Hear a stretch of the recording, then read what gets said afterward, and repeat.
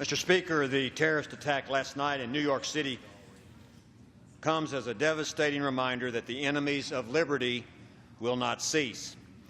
8 people were killed and 11 more were injured in what law enforcement officials are now calling the New York's deadliest terror attack since 9/11.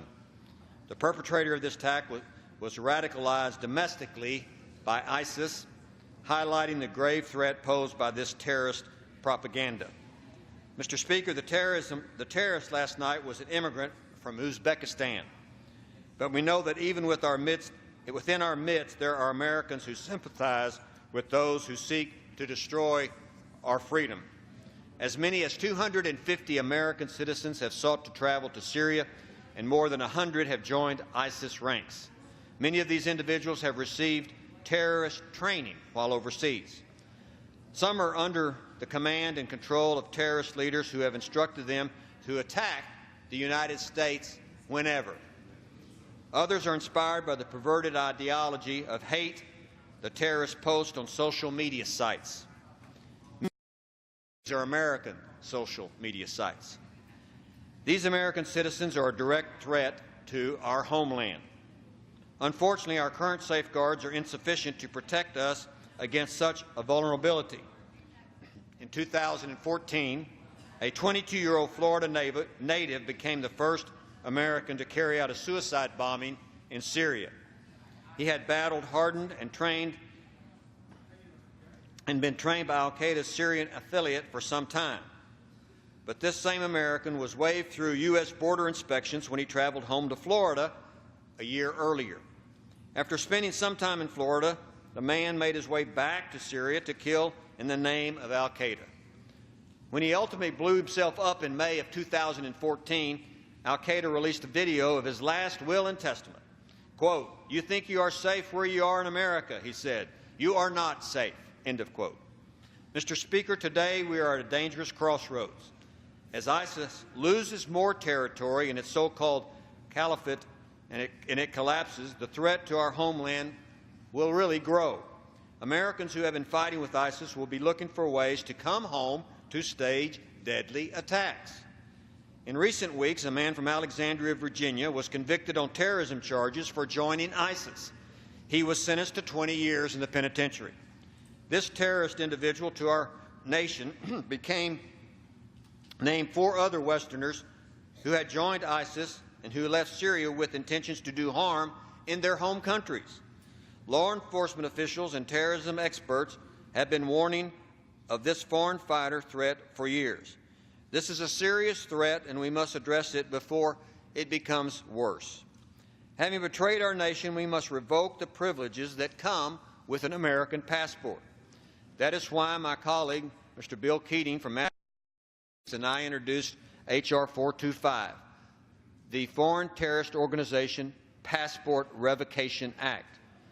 It authorizes the Secretary of State to revoke passports of those who have joined foreign terrorist organizations. And I might add, Mr. Speaker, this is a legal term, what a foreign terrorist organization is. So it's only those organizations.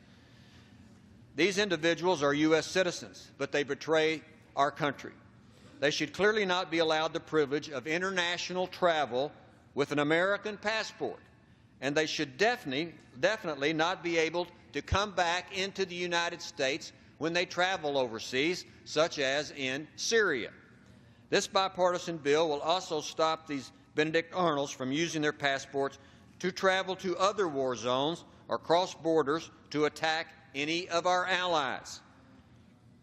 Mr. Speaker, there is absolutely nothing in current regulations specifically to support for foreign terrorist organizations. The Secretary of State does not have the authority to revoke passports on a broad national security basis. It's time our laws change and catch up with the modern world and the new and real threats to our nation. Let me be clear, Mr. Speaker, this bill would not strip Americans of their citizenship. It would deny those Americans who have sided with foreign terrorist organizations the privilege of travel internationally. The bill would also not impinge on any Americans' due process rights if they want to appeal the designation or the revocation of their passport.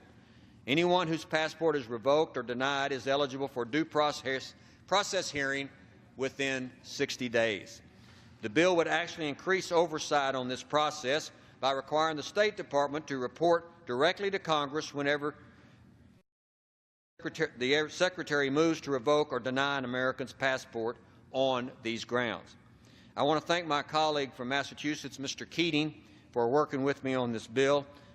We both sit on the Foreign Affairs Committee's Subcommittee on Terrorism as the chair and ranking member. We have both been working on this issue of foreign fighter threats for some time, and we believe this is a good first step to protect our homeland. I also want to thank the Chairman, Royce, for his help in getting this important bill in the committee passed, and also the ranking member, Mr. Engel from New York, where this unfortunate, tragic event occurred last night.